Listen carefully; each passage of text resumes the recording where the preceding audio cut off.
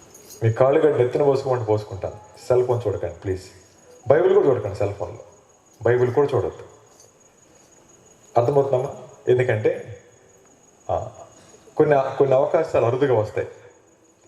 అరుదుగా వచ్చినప్పుడు వినడానికి ప్రయత్నం చేద్దాం. ఒకవేళ మీకు తెలిసిన మాటలు అయి ఉండొచ్చు, బట్ వినడం తప్పులేదు. ఓకేనా? ఎవరొస్తున్నారు ముఖ్యంగా చెప్తున్నాను.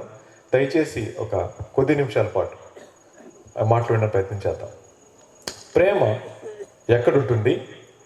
ప్రేమ మానవాళికి ఏమిస్తుంది? ప్రేమ మానవాళ్ళ నుంచి ఏం కోరుకుంటుంది? ప్రేమ అనే మాట మీరు చెప్పగానే మీరు ఆలోచించాల్సింది అబ్బాయిలు అమ్మాయిలు ప్రేమించుకునే ప్రేమ కాదు, దేవుడు అని గుర్తుపెట్టుకోండి. దేవుడు ఎక్కడుంటారు? దేవుడు మానవులకి ఏమిస్తారు? మానవుల నుంచి దేవుడు ఏం కోరుకుంటున్నాడు? ఈ సత్యం అర్థం కాకపోతే మానవుడు తన శేష జీవితాన్ని వ్యర్థంగా గడిపేస్తూ ఉంటాడు. సో బైబిల్ ఏమంటుందో చూద్దాం. అపోస్తల కార్యాల గ్రంథం 17వ అధ్యాయం 24వ వచనంలో రాయబడి ఉంది.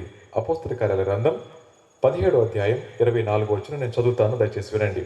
జగత్తును అందలి సమస్తమును నిర్మించిన దేవుడు తానే ఆకాశమునకును భూమికిని ప్రభు అయినందున ఆయన హస్తకృతములైన ఆలయములలో నివసింపడు అనే మాట. బైబిల్ చెప్తుంది దేవుడు అనేవాడు ఉన్నాడు, ఆయన 4 గోడల మధ్య ఉండేవాడు కాదు అనే మాట. సో ప్రపంచంలో చాలామంది దేవుళ్ళు అనబడేవారు ఉన్నారు, కానీ ఇక్కడ ఈయన అంటా ఉన్నాడు ఆయన ఆకాశాన్ని భూమిని చేసేటువంటి వాడు, ఆయన 4 గోడల మధ్య ఉండేవాడు కాదు అనే మాట. సో దేవుడు 4 గోడల మధ్య ఉండేవాడు కాదైతే మరి ఎక్కడ ఉంటాడు ఆయన? బైబిల్ చెప్తుంది ఆయన అంతటా ఉన్నాడు అనే మాట. సో దేవుడు అంతటా ఉన్నాడు. అంతటా ఉన్న దేవుడు ఏం చేస్తుంటాడు? బైబిల్ చెప్తుంది ఆయన మానవుని యొక్క హృదయాన్ని చూస్తూ ఉన్నాడు. చదవండి, ఆదికాండం 6వ అధ్యాయం 5వ వచనం. నరుల చెడుతనము భూమి మీద గొప్పదనియు వారి తలంపుల యొక్క ఊహ అంతయు ఎల్లప్పుడూ కేవలం చెడ్డదని యెహోవా చూచి అనే మాట. దేవుడు ఉన్నాడు, ఆయన 4 గోడల మధ్య ఉండేవాడు కాదు, ఆయన అంతటా ఉన్నవాడు. ఆయన అంతటా ఉన్నటువంటి దేవుడు చూసేది మానవుని యొక్క హృదయంలోని తలంపుల ఊహను చూస్తూ ఉన్నాడు. ఇక్కడ కూర్చున్న మీరు నా మాటలు వింటున్నారు అనుకుంటున్నాను, నా వైపు చూస్తాను అనుకుంటున్నాను, కానీ మీ మనసులో ఎవడ్రా వీడు, ఎవడిని పిలిచారు అనుకుంటున్నారేమో, ఇప్పుడు మొదలు పెట్టాడు ఎప్పుడైపోద్ది అనుకుంటున్నారేమో, అనవసరంగా వచ్చామరా త్వరగా వెళ్ళిపోతే బాగుండు అనుకుంటున్నారేమో, ఏదైనా ఫోన్ వస్తే బాగుండు పక్క వెళ్ళిపోదాం అనుకుంటున్నారేమో. అది నాకు వినపడదు, దేవుడు వింటా ఉన్నాడు. సో దేవుడు వినేది మానవుని యొక్క తలంపులోని ఊహను వింటా ఉన్నాడు. అలాంటి దేవుడికి మానవుని యొక్క హృదయం కనబడతా ఉంటే ఆ హృదయం ఎలా ఉందో బైబిల్ చెప్తా ఉంది. మార్కు సువార్త 7వ అధ్యాయం 21వ వచనంలో రాయబడి ఉంది. మార్కు సువార్త 7వ అధ్యాయం 21వ వచనంలో రాయబడి ఉంది. ఏమనుందండి అంటే అక్కడ రాయబడిన మాట మనిషి హృదయంలో ఏముంటుందో చూద్దాం. లోపల నుండి అనగా మనుషుల హృదయంలో నుండి దురాలోచనలు, జారత్వము, దొంగతనము, నరహత్య, వ్యభిచారము, లోభము, చెడుతనము, కృత్రిమము, కామ వికారము, మత్సరము, దేవదూషణ, అహంభావము, అవివేకముచ్చును. ఈ చెడ్డవన్నీ లోపల నుండి బయలు వెళ్ళి మనుషుని అపవిత్రపరచునని ఆయన చెప్పిన అన్నమాట.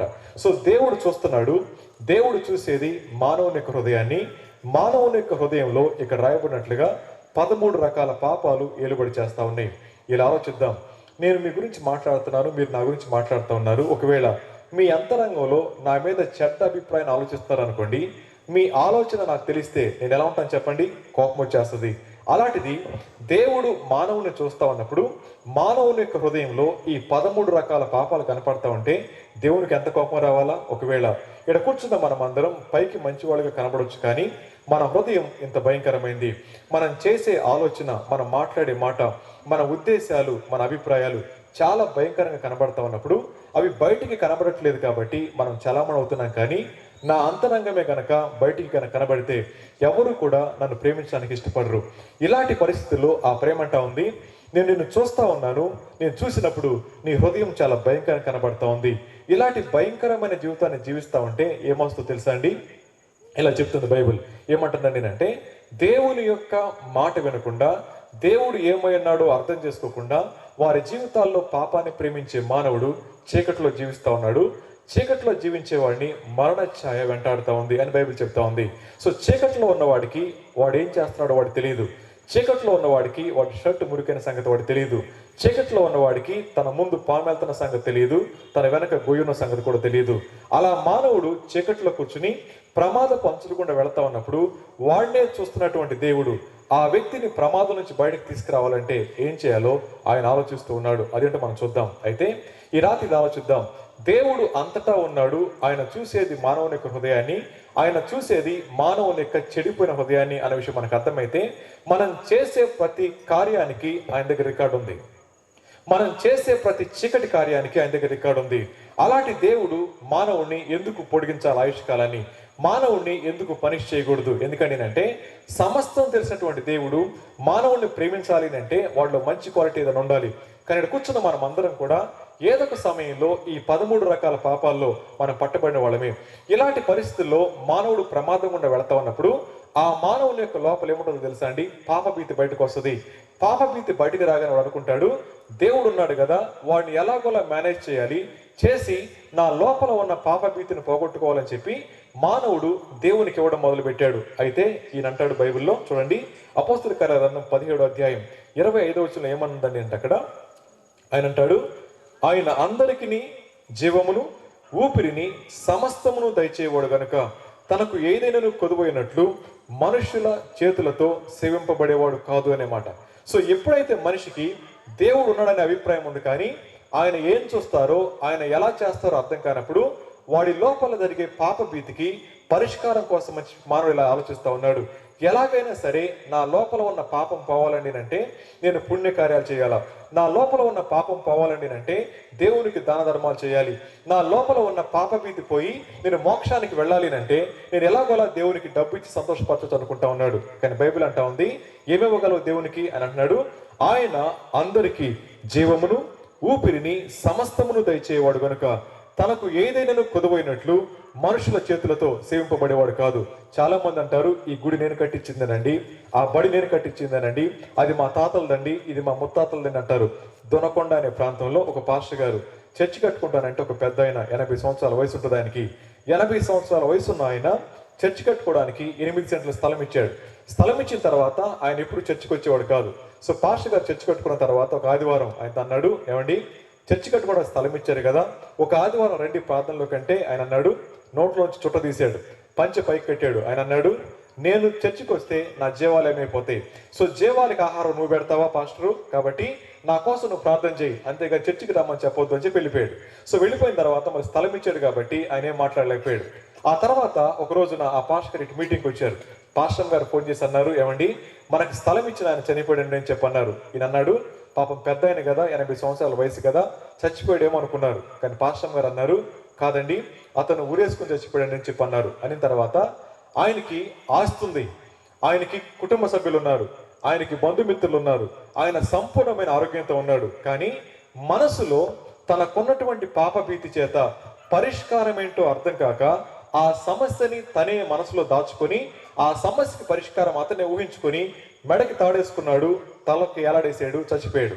గుర్తుపెట్టుకోండి, దేవుడు ఏ వ్యక్తి యొక్క హృదయానికి పరిచయం కాడో, దేవుడు ఏ అంతరంగానికైతే దూరంగా ఉంటాడో ఆ అంతరంగం ఎప్పుడు కూడా ఏమనుకుంటుంది తెలుసా అండి, నా సమస్యకి పరిష్కారం లేదు, నా జీవితానికి పరిష్కారం లేదు, నా జీవితాన్ని అర్ధాంతరంగా ముగించాలి అనుకుని ఆలోచిస్తూ ఉంటారు. ఎవరైతే ఇక్కడ కూర్చున్న వాళ్ళు అలాంటి ఆలోచన కలిగి ఉన్నారో ఈ రాత్రి ప్రభు అంటా ఉన్నాడు, మీరు నాకు హృదయంలో స్థానం ఇవ్వట్లేదు, నాకు హృదయంలో స్థానం ఇవ్వని కారణం చేత మీ సమస్యకి పరిష్కారం ఏంటో అర్థం కాక ఆ సమస్య వాస్తవం అనుకుని దాని నుంచి ఎవరు బయటకు తీసుకురావాలనుకుంటున్నారు కదా. గుర్తుపెట్టుకోండి, ఆయన అంటా ఉన్నాడు, అందరికీ జీవాన్ని ఊపిరించేటువంటి నేనేం చేస్తాను చెప్పండి, మీ నుంచి కోరుకునేది ఇలా ఆలోచిద్దాం. సో మనిషి డబ్బులు ఇచ్చి దేవుని సంతోషపెట్టేవాడు కాదు, మనిషి ఏమన్నా ఇస్తే సంతోషపడేవాడు కాదు దేవుడు. ఎందుకంటే ఆయన లంచగొండి కాదు కాబట్టి.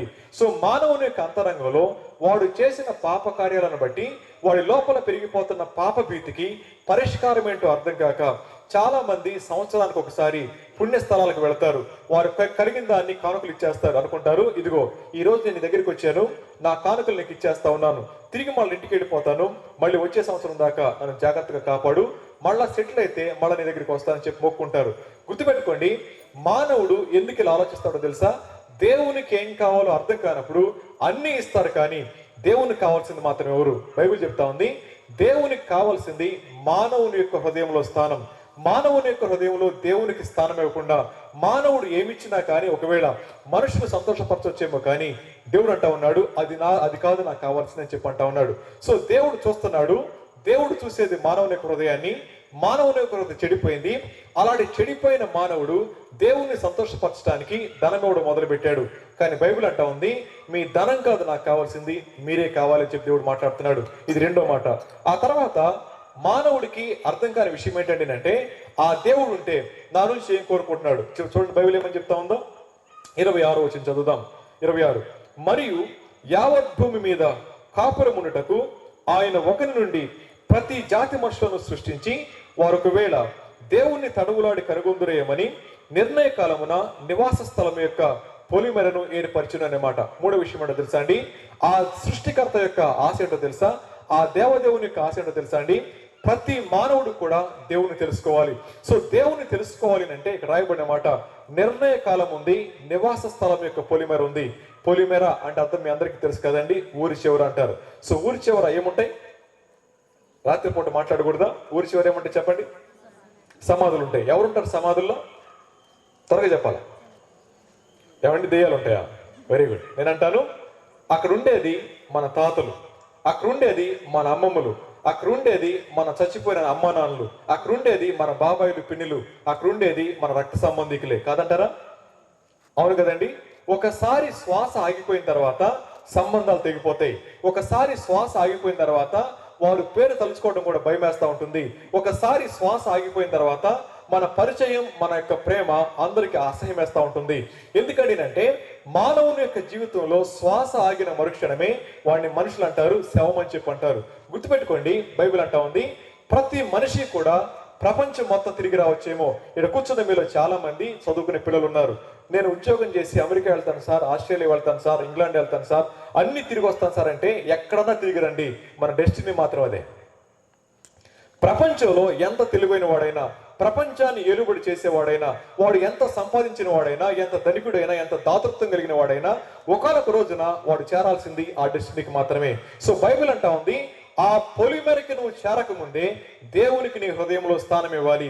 ఇది దేవుడు మానవుల నుంచి కోరుకున్నటువంటి ఆశ. అయితే ఈ సత్యం అర్థం కాని మనిషి అనుకుంటారు, ఆ పొలిమెర దగ్గరకు రాగానే తల కూడా తిప్పరు, అలాగే స్ట్రైట్ గా చూస్తూ ఉంటారు. అలా స్ట్రైట్ గా వెళ్ళిపోతా అంటారు, అమ్మో శ్మశానం ఉందని అంటారు. గుర్తుపెట్టుకోండి, ఎంత నువ్వు తలకాయ తిప్పుకోకపోయినా నేను తీసుకెళ్లేది అక్కడికి మాత్రమే. ఆ సత్యం మనకు అర్థమైతే, అది మన గవిని అయితే, అది మనకు డెస్టినీ అయితే, అంతిమ స్థానం అయితే, అక్కడికి వెళ్లే లోపల మన సత్యం తెలుసుకోవాలి. కానీ మానవుడు ఆ ఒక్క విషయాన్ని తప్ప అన్ని ఆలోచిస్తూనే ఉంటారు. అందుకని చాలా మంది అంటారు, సాయంత్రం పూట మరణం గురించి మాట్లాడకండి పాస్టర్ గారు అని చెప్పి అంటారు. గుర్తుపెట్టుకోండి, మాట్లాడుకోవాల్సిన విషయమే అది. ఎందుకంటే మానవుడు సత్యాన్ని స్వీకరించడానికి ధైర్యం కావాలి. సత్యాన్ని స్వీకరించాలని అంటే లోపల ధైర్యం కావాలి. ఎందుకో తెలుసా అండి? ఈ దినాన్ని కూర్చున్న మనం అందరం కూడా ఎప్పుడు పుట్టాలో తెలియదు, ఎవరికి పుట్టాలో తెలియదు, ఎక్కడ పుట్టాలో తెలియదు, ఎందుకు పుట్టాలో తెలియదు, పుట్టేశాం. పుట్టిన మనం 10, 20, 30, 40, 50, 60, 70 దాకా పెరిగాం. బైబిల్ అంటా ఉంది, ఎక్కడ చావాలో తెలియదు, ఎందుకు చావాలో తెలియదు, ఎప్పుడు చావాలో తెలియదు, ఎలా చావాలో తెలియదు, చచ్చిపోతాం. ఒకవేళ నేను పుట్టింది చావడానికైతే ఎంత ఎందుకు బతకాలా? బైబిల్ చెప్తుంది, మానవుని యొక్క ఆయుష్ కాలం బాగా బతికితే 70 సంవత్సరాలు, ఇంకొంచెం బలం ఉంటే 80 సంవత్సరాలు, ఇంకొంచెం బలం ఉంటే 100, అప్పుడు కూడా దగ్గడం ఆయాసం మాత్రమే అని చెప్తుంది. అయితే ఈ రాత్రి ఆలోచిద్దాం, 70 సంవత్సరాల ఆయుష్ కాలంలో ఇప్పటికే సగం అయిపోయిన వాళ్ళు చాలా మంది. అయితే ఆలోచిద్దాం, 25,500 రోజులు మాత్రమే మానవుని ఆయుష్ కాలం. రోజుల మనుషులు మాత్రమే. ఈ రోజుల మనుషులమైన మనం దేని చూసుకుని విరవిగుతున్నాం చెప్పమంటారా? ఒకవేళ 25,000 రోజులండి అంటే 70 సంవత్సరాలు. 70 సంవత్సరాల వయసులో ఒకవేళ ఇప్పటికే 35 సంవత్సరాల వాళ్ళు ఇక్కడ ఉన్నారనుకోండి, సగం ఆయుష్ కాలం అయిపోయింది. ఇక బాగా బతికి ఎంత పోతారు చెప్పండి? బాగా బతి ఎంత పోతారు? ఇంకో 12,000 రోజులు మాత్రమే. ఒకవేళ ఇది 35 వాళ్ళకి, మరి 40 వాళ్ళ సంగతి, 45 వాళ్ళ సంగతి, 60 వాళ్ళ సంగతి ఏంటి? రోజులు మనుషులే. మనిషి బతికేది రోజులు మాత్రమే. కానీ ఆ సత్యం అర్థం కాని మనిషి అనుకుంటాడు, ఈ రోజు మొదలు పెట్టుకొని 2032 సంవత్సరంలో నా మనవరానికి పెళ్లి చేయాలి. ఉండాలిగా నువ్వు? అర్థమవుతుంది మీకు? సో మనిషి ఎప్పుడైతే అవాస్తవాన్ని ఆలోచిస్తూ అదే వాస్తవం అనుకుని భ్రమంలో జీవిస్తూ ఉంటాడో వాడు ఎప్పటికీ కూడా సత్యాన్ని గ్రహించలేడు. అయితే బైబిల్ అంటా ఉంది, ఆ పొలిమెరకు నువ్వు చేరే సమయానికంటే ముందుగానే సత్యాన్ని లోపలికి ఆహ్వానించాలి. ఇది దేవుని యొక్క ఆశ. నేను అంటాను, ఎప్పుడు వెళ్తాం అక్కడికి? ఆ పొలిమెరకు ఎప్పుడు వెళ్తాం చెప్పండి? తెలియదు పాస్టర్ అనేది కదా. అందుకని బైబిల్ అంటది, నేడు అను సమయం ఉండగానే నీవు వాక్యాన్ని వింటున్నావు కదా, ఆ వాక్యాన్ని విని సత్యవంతులైన దేవుణ్ణి లోపలికి ఆహ్వానించండి. ఇది బైబిల్ చెప్తున్నటువంటి మాట. అయితే ఈ రాత్రి మానవుడు ఇటువంటి ప్రమాదం గుండా వెళ్తాం. చక్కని మాట మనం విందాం చూడండి. ఆయన మనుష్యులందరూ రక్షణ పొంది సత్యమును గూర్చిన అనుభవ జ్ఞానము కలవారై ఉండవల్లని ఇచ్చించుచున్నాడు. దేవుడు ఒక్కడే. దేవునికి నేను మానవునికి అర్థం కాని విషయం ఏంటో తెలుసా? నేను ప్రమాదంలో ఉన్నాను అన్న భావన వారికి తెలియదు. కాబట్టి ప్రతి ఒక్క వ్యక్తి కూడా, అబ్బాయిలు అయితే 2 గుండీలు తీసి కాలు రగరేసుకొని ఎవడరా అని మాట్లాడుతూ ఉంటారు. ఆడపిల్లలు అయితే మరి ఏం చేస్తారో నాకు తెలియదు. సో వాళ్ళందరూ కూడా విర్రవీగుతూ ఉంటారు. కానీ వాడు చెప్పమంటారా, సత్యం అర్థం కాని వాడు, తన ప్రమాదాన్ని గుర్తించలేని వాడు విర్రవేగొచ్చేమో. కానీ ఇలా చెప్తాను వినండి. నాకు 2 కళ్ళు పోయినాయి అనుకోండి, నేను రోడ్డు మీద నడిచి వెళ్తా ఉన్నాను, నా కళ్ళ ముందుగా ట్రాన్స్ఫార్మ్ నిలబడింది అనుకోండి, మీరు 2 కళ్ళు ఉన్న వాళ్ళైతే, ప్రేమ కలిగిన వాళ్ళైతే ఏం చేస్తారు చెప్పండి? అరే రాజేష్, అక్కడ ఆగు, నీ కళ్ళ ముందు పాము ఉంది, అది కరిస్తే చస్తావరని చెప్పి నా చేయి పట్టుకుని వెనకలాక్కు వస్తారు. కారణం ఏంటి? నా ప్రమాదం మీకు కనబడింది కాబట్టి మీరు నన్ను విడిపిస్తారు. ఒకవేళ నా కళ్ళుంటే నేనే తప్పుకునేవాడిని. సో మనిషి తనకున్న ప్రమాదం ఏంటో అర్థం కాక వాడు విర్రవీగుతా ఉన్నప్పుడు, సో దేవుడు ఆ ప్రమాదాన్ని చూసి, అయ్యా మనిషి నువ్వు రక్షణ పొందాలనగానే మనిషి అంటున్నాడు, నేను ఎందుకు రక్షణ పొందాలి అని చెప్పి. అయితే ఆలోచిద్దాం. మానవుని యొక్క సమస్య బైబిల్ ఏమంటుందో తెలుసా అండి? పాపం అని చెప్పి. అబ్బా మొదలు పెట్టాడు మీరు అనుకోకండి. సో క్రైస్తవులు అనగానే వాళ్ళకి వచ్చే కోపం ఏంటో తెలుసా అండి? ప్రతి వాడు పాపి పాప అంటారండి. ఎవడరా పాపి? మీ తాత పాపి, మీ నాన్న పాప అంటే ఎస్, మా మొత్తాత కూడా పాపే. కానీ దేవుని మహాకృప చేత రక్షించబడిన పాపలం అంతే. అయితే ఈ రాత్రి ఆలోచిద్దాం. పాపాల గురించి మాట్లాడుతున్నప్పుడు ఈ కోపం రావచ్చేమో. కానీ ఒక చిన్న ప్రశ్న వేస్తాను, సమాధానం చెప్పండి. అబద్ధం ఆడి 3 నెలలైందని వాళ్ళ చేతులు ఎత్తండి. అబద్ధం ఆడి 3 నెలలైందని వాళ్ళ చేతులు ఎత్తండి. నా మాట మీకు అర్థమవుతుందమ్మా? అబద్ధం ఆడి 2 నెలలైందని వాళ్ళ చేతులు ఎత్తండి. 2 నెలలు. నాకెవరు కనపడట్లేదు. అబద్ధం ఆడి 1 నెల అయిందా? 1 నెల. 1 నెల అయిందా? ఆలోచిస్తున్నారు. పోనీ నా భాష అర్థమవుతుందమ్మా? ఒకసారి అడుగుతున్నాను. 7 రోజులు అయింది అబద్ధం ఆడి? 7 రోజులు చాలే కాదు. ఇప్పుడు నా ప్రశ్న, ఏ అబద్ధికుడు పరలోక రాజ్యానికి పోడు అని బైబిల్ చెప్తుంది. మీలాగా కూర్చుని అమాయకంగా వినేవాడైనా, నాలాగా నిలబడి గట్టిగా అరిచేవాడైనా, ఎవడైనా సరే. అయితే మీకు వెంటనే వచ్చే ఆలోచన, అట్లయితే మా ఊరు ఎవరు పోరు సార్, మా ఊర్లో పాస్టర్ పోడు, మేము పోం అనుకుంటున్నారు కదా. ఓ మాట చెప్తాను వినండి. మానవునికి సమస్య అర్థమైతే పరిష్కారం గురించి ఆలోచిస్తూ ఉంటాడు. ఈ రాత్రి మీరు దొంగతనం చేయకపోవచ్చు, ఈ రాత్రి మీరు వ్యభిచారం చేయకపోవచ్చు, దాని ఏమంటారు మోసం చేయకపోవచ్చు, జారత్వం చేయకపోవచ్చు. కానీ ఈ 2 పెదాలు కాచుకోవడం మనం విఫలమైపోతా ఉంటే బైబిల్ అంటా ఉంది. ప్రకటన 22:15 రాయబడి ఉంది, అబద్ధమును ప్రేమించి జరిగించు ప్రతి వాడును వెలుపట ఉండును అని బైబిల్ చెప్తా ఉంది. ఈ రాత్రి మాట మనం వింటా ఉన్నప్పుడు అబద్ధం తప్పని క్రైస్తవులకు మాత్రమే తెలుసా? అందరికీ తెలుసా? అందరికీ తెలుసు. అబద్ధం తప్పని ప్రపంచంలో ఉన్న అన్ని మతాల వారికి తెలుసు. కానీ ఆ సత్యాన్ని వారి జీవితంలో జరిగించాలి అంటే చాలా కష్టంగా కనపడతా ఉంటది.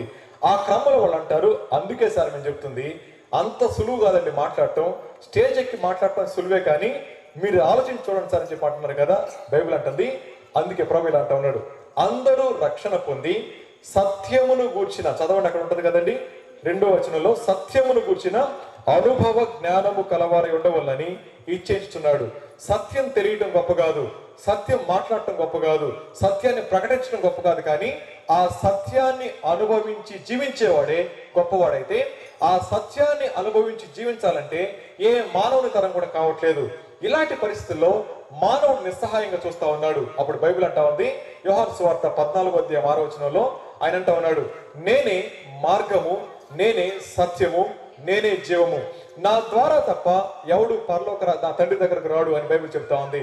ఈ రాత్రి ఆ సత్యాన్ని మన జీవితాల్లో కలిగి ఉండాలి అంటే ఆ సత్యవంతుడైన యేసుక్రీస్తు ప్రభువాన్ని లోపలికి ఆహ్వానించాల్సిందే. నిజమైన క్రైస్తవుడు ప్రాణం పోయినా పర్వాలేదు అంటాడు, కానీ వాడి నోటితో అబద్ధం ఆడలేడు. ఒకవేళ వాడు అబద్ధం ఆడుతున్నాడు అంటే వాడు కల్తీ క్రైస్తవుడే కానీ నిజమైన క్రైస్తవుడు కాదు. ఇక్కడ కూర్చున్న మీ అందరూ ప్రశ్న అడుగుతాను. యేసుక్రీస్తు ప్రభువారు ఈ లోకానికి వచ్చింది ఆయన పేరు చెప్పుకొని, ఆయన బిడ్డలమని చెప్పుకొని ఇష్టానుసారంగా పాపం చేయమని కాదు. ఆయన పేరు చెప్పుకున్న మనందరం కూడా ఆయన వల్లే ఈ భూమి మీద బతకాలి. ఆయన అంటాడు, భూమి మీద ఆయనను గురించి విన్న మానవులందరూ కూడా వారందరూ ఏం తెలుసా అండి, నిర్భయంగా బతకాలి, యథార్థంగా బతకాలి, పరిశుద్ధంగా బతకాలి, నీతిగా ఆయన సేవించాలి. ఇది దేవుని యొక్క ఆశ అయితే, దేవుని బిడ్డలు మనం చెప్పుకుంటున్న మనందరి జీవితాల్లో కూడా చాలా సార్లు దేవునికి అయిష్టమైన కార్యాలు చేస్తూ నేను కూడా దేవుని బిడ్డని చెప్పుకుంటా ఉంటే ఒకవేళ మీరు మిమ్మల్ని మోసం చేసుకోవచ్చేమో, కానీ దేవుడు మోసగించబడ్డు, జాగ్రత్త. బైబిల్ చెప్తా ఉంది, నేను సమస్తాన్ని చూస్తున్నటువంటి దేవుణ్ణి, నేను చూసేది మానవుని యొక్క అంతరంగాన్ని, మానవుడు చేసే ప్రతి మాట నేను వింటా ఉన్నప్పుడు మానవుడు ఎంత ప్రమాదంగా ఉన్నాడు వాడు చెప్తా ఉంటే, ఆ సత్యాన్ని వారి మధ్య ప్రకటిస్తా ఉన్నప్పుడు సత్యాన్ని స్వీకరించాలంటే ధైర్యం ఉండాలి. ఆ ధైర్యం లేనివాడు సత్యాన్ని నిరాకరిస్తూ ఉంటాడు. ఈ రాత్రి ఈ గ్రామంలో నిలబడి మనం మాట్లాడుకుంటున్న మాట తెలుసా అండి, మానవుని యొక్క సమస్యకి పరిష్కారాన్ని ఇక్కడ నిలబడి మాట్లాడుతూ ఉంటే ఆ సమస్యకు పరిష్కారం కావాలనుకున్న వారు ఈ మాటలు వింటారు. కానీ నాకు సమస్య బాగుంది సార్ నేనంటే మనం చేయగలిగింది ఏమీ లేదు. ప్రభంటా ఉన్నాడు, మనుషులందరూ కూడా రక్షణ పొందాలి. రెండోదిగా సత్యమును కూర్చిన అనుభవ జ్ఞానం కలిగిన వారు ఉండాలి. సో ప్రపంచంలో నేను యథార్థమవుతుందంటే కుదరదు, సత్యం తెలుసండి అంటే కుదరదు, మేము కూడా అదే కదా సార్ ప్రకటించదంటే కుదరదు. కానీ ఆ సత్యాన్ని అనుభవించి జీవించిన రోజున మాత్రమే ఆ సత్యాన్ని యొక్క విలువ అర్థమవుతుంది. చాలా కాలం క్రితం 14వ శతాబ్దంలో జాన్ హస్ అని ఒక ఆయన యేసు ప్రభు గురించి వినిన తర్వాత ఆయనకి యేసు ప్రభుకు అప్పగించుకున్నాడు. యేసు ప్రభు నమ్ముకున్న కారణం చేత ఆ ప్రభుత్వం వాళ్ళు అన్నారు, నువ్వు యేసు ప్రభుని విడిచిపెట్టకపోతే చంపేస్తామని చెప్పన్నారు. ఆయన అన్నాడు, ప్లీజ్ నన్ను చంపేయండి అని చెప్పన్నాడు. అనగానే వాళ్ళ కోపం వచ్చింది. ఒకరోజు డేట్ పెట్టుకున్నారు, ఆయన పట్టుకున్నారు. సో పట్టుకొని లాక్కెళ్తా ఉన్నారు. ఒక స్తంభాన్ని కట్టేసి తల మీద తారు పోసి రుప్పటించేయాలి. అలా తీసుకెళ్తున్న సమయంలో ఆయన పట్టుకున్న సైనికుడు అన్నాడు, రే జాన్ హస్, నువ్వు వెళ్తున్నావు కదా, కాసేపట్లో చచ్చిపోబోతా ఉన్నావు, ఒకసారి నీ హృదయం ఎలా ఉందో నాకు చెప్పరా, వినాలని ఉందన్నాడు. ఆయన ఏమన్నాడు తెలుసా అండి, పెండ్లి కుమారుని కలుసుకోవడానికి స్టేజ్ మీదకి ఎలా వెళ్తుందో అలా ఉందండి నా హృదయం అన్నాడు. వాడికి పిచ్చకోపం వచ్చేసింది. చేయి పట్టుకున్నాడు, ఈడ్చుకుంటూ వెళ్ళిపోయారు. వెళ్ళిపోయిన తర్వాత స్తంభాన్ని కట్టేసి తల మీద తారుపోసారు. అగ్గిపూలు వెలిగించి పట్టుకున్నారు. అన్నారు, రే ఆఖరి అవకాశం ఇస్తా ఉన్నాను, ఒక్క మాట చెప్పు, నాకు యేసు ప్రభు వద్దని బతికిపోతావంటే అని అన్నాడు. ప్లీజ్ త్వరగా కాల్ చేయండి. ఒకవేళ బాగా కాలితే 10 నిమిషాలు, ఇంకెక్కువ కాలితే 20 నిమిషాలు, ఆ 21 నిమిషంలో నా ప్రభు దగ్గర నేను ఉంటానని చెప్పి ఆయన మాట్లాడుతూ ఉంటే ఆ వెలిగించినటువంటి అగ్గిపూలు ఆయన మీద వేశారు. ఆయన కాలిపోతూ మాట్లాడిన మాట తెలుసా అండి, యేసయ్య నన్ను ప్రేమించినందుకు నీకు వందనాలు, నా జీవితాన్ని మీరు అంగీకరించినందుకే నీకు వందనాలు. ఎవరైతే నా మీద హింసిస్తానికి ఇష్టపడ్డారో, ఎవరు నా జీవితాన్ని తగలబెడతా ఉన్నారో వారిని కూడా క్షమించండి అని చెప్పి యేసు ప్రభు గురించి మాట్లాడుతూ అక్కడే కాలిపోయాడు, అక్కడే చచ్చిపోయాడు. ఆ తర్వాత ఆ దేశంలో క్రైస్తవ్యం బాగా పెరిగిపోయింది. కారణం ఏంటో తెలుసా అండి, సత్యాన్ని ప్రకటిస్తా ఉన్నప్పుడు అసక్తితో నిండినటువంటి వ్యక్తులు, అసక్తితో నిండినటువంటి మనుషుల యొక్క హృదయాలు సత్యాన్ని నిరాకరించొచ్చేమో, కానీ సత్యం మారదు, మనం మారాల్సిందే. ఆ దినాన జాన్ హస్ అంటా ఉన్నాడు, నేను నమ్మిన వాడు సత్యవంతుడు, నేను నమ్మింది సత్యం కాబట్టి ఆ సత్యం నన్ను బతికిస్తానని చెప్పన్నాడు.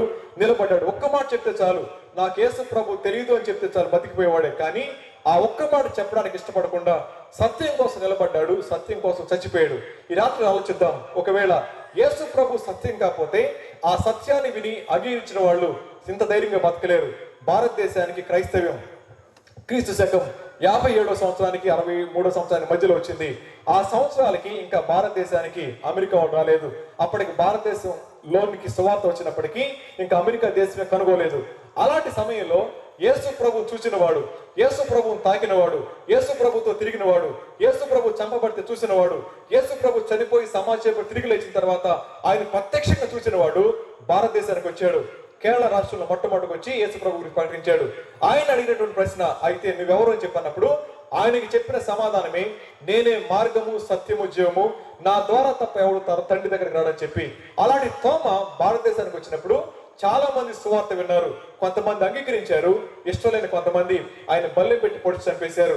ఆయన సమాధి చెన్నై వెళ్ళిన ప్రతి ఒక్కరికి తెలుసు, సెయింట్ థామస్ మౌంట్ అని చెప్పి అంటారు. సో యేసు ప్రభు అంటా ఉన్నాడు, సత్యాన్ని మీ మధ్య ప్రకటిస్తా ఉన్నప్పుడు ఆ సత్యాన్ని అంగీకరించాలని అంటే లోపల ధైర్యం కావాలి. ఏంటో సత్యం చెప్పమంటారా? ఈయనంటున్నాడు, మానవుని యొక్క జీవితం అల్పమైంది, అల్పమైన జీవితాన్ని ఏ క్షణాన్ని ముగించవచ్చు, కానీ ఆ మరణం అనేది మానవునికి జీవితానికి ముగింపు కాదని, మానవునికి జీవితానికి మలుపు మాత్రం మన విషయం మనకు అర్థమైతే ఆ సత్యాన్ని మనం స్వీకరించడానికి ముందుకు వస్తాం. కానీ అనేక మంది ఆ సత్యాన్ని అంగీకరించలేని కారణం చేత లోపల పాపాన్ని ప్రేమిస్తూ, పాపాన్ని స్నేహిస్తూ, పాపంలోనే జీవిస్తూ, పాపాన్ని విడిచిపెట్టలేక దేవుని తృణీకరిస్తున్నారు. కానీ బైబిల్ చెప్తుంది, మనుషులందరూ రక్షణ పొంది సత్యమును గూర్చిన అనుభవ జ్ఞానం కలవరు ఉండవని ఇస్తున్నాడు. దేవుడు ఒక్కడే, దేవునికి నరులకును మధ్యవర్తి ఒక్కడే, ఆయనే క్రీస్తు యేసు నరుడు. ఈ రాత్రి ఈ వేదిక గుండా ప్రకటిస్తా ఉన్నమాట ఏంటో తెలుసా అండి, దేవుడు ఒక్కడే, ఆయనే క్రీస్తు యేసు నరుడు. ఎందుకు వచ్చాడు చెప్పండి? మీరు అంటారు, దేవుడు అయితే కిందకి రావడం ఏంటి సార్, పైనుంచి పాపాలమని అంటాడు. వాడు అంటాడు, నువ్వు కూడా వచ్చి నా క్లాసులో కూర్చో, నీకు అర్థమవుతుంది నా బాధ ఏంటి అంటాడు. సో పిల్లాడే తన లెక్కల గురించి మాట్లాడితే ఎందుకురా తక్కువ వచ్చింది అంటే, నువ్వు వచ్చి నా పక్కన కూర్చోమంటే మానవులమైన మనం ఏమంటాం తెలుసా అండి, దేవా నువ్వు పైనుంచి కాదు చేయాల్సింది, ఇక్కడ కదా తెలుసుది ఏంటో, మా ఊర్లో మా సంగతి నీకు తెలుసుదిరా, మేము ఎంత బాధపడుతున్నామో, ఎంత వేదన అనుభవిస్తా ఉన్నామో, ఎంత పెయిన్ గుండా వెళుతూ పాపం చేస్తామని తెలియాలంటే రా భూమి మీదకి అని చెప్పి అడుగుతాం. అందుకని దేవుడు మానవుడిగా ప్రత్యక్షమయ్యాడు. ఎందుకు తెలుసా అండి, మానవుని యొక్క సమస్య అర్థం కావాలంటే ఆయన మానవుడైతే వాడు అర్థం చేసుకోగలుగుతాడు. ఒకవేళ అంటారు, సార్ మీరు దేవుడు కాబట్టి ఏమైనా చేయగలరు సార్, మేము మానవులుగా బతకలేకపోతా ఉన్నాం, నీతిగా జీవించలేకపోతా ఉన్నాం, మోసం చేయకపోతే బతకలేకపోతా ఉన్నాం, అబద్ధం ఆడకపోతే జీవితాన్ని కొనసాగించలేకపోతా ఉన్నాం, ఇటువంటి పరిస్థితుల్లో మేము ఎలా బతకాలి సార్ అని చెప్పి అంటా ఉన్నప్పుడు బైబిల్ చెప్తుంది, ఆ దేవుడు ఒక్కడే, ఆయనే మధ్యవర్తి అనే మాట. ఆయన మీడియేట్ చేయడానికి ఇష్టపడతా ఉన్నప్పుడు దేవుని యొక్క ఆశయమో సత్యాన్ని ఎక్స్పీరియన్స్ చేయమని, దేవుని యొక్క ఆశయమో రక్షణ పొందాలని చెప్పి, అదే సమయంలో మానవుడు ఏం చేస్తున్నాడో తెలుసా అండి. చూడండి ఒకసారి ఎఫెసీయులకు రాసిన పత్రిక 2వ అధ్యాయం 3-4 వచనాలు చదువుకుందాం. ఎఫెసీయులకు రాసిన పత్రిక 2వ అధ్యాయం 3-4 వచనాలు చదువుతాను. వారితో కలిసి మనమందరమును శరీరము యొక్కయు మనసు యొక్కయు కోరికలు నెరవేర్చుకొనుచు మన శరీర ఆశలను అనుసరించి మునుపు ప్రవర్తించుచు కదమ వారి వలనే స్వభావ సిద్ధముగా దైవోక్రతకు పాత్రలమై ఉంటిమి అనే మాట. ఈ రాత్రి ఇలా ఆలోచిద్దాం. దేవుడు అంటా ఉన్నాడు, మీరు సత్యాన్ని తెలుసుకోవాలి, అంగీకరించాలి, అనుభవించాలి. ఇది దేవుని యొక్క ఆశ అయితే, మానవుడేమో శరీర కోరికలు తీర్చుకుంటా ఉన్నాడు, మనసు యొక్క కోరికలు తీర్చుకుంటా ఉన్నాడు. సో మానవునికి 4 రకాల కోరికలు ఉంటాయి. ఈ 4 రకాల కోరికలు ఏంటండి అంటే, మొట్టమొదటిది ప్రతి మనిషి కూడా తిండి కోసం ఆశపడతా ఉంటాడు. నిన్న పండుగ జరిగింది కదా, రేపు న్యూ ఇయర్ రాబోతా ఉంది.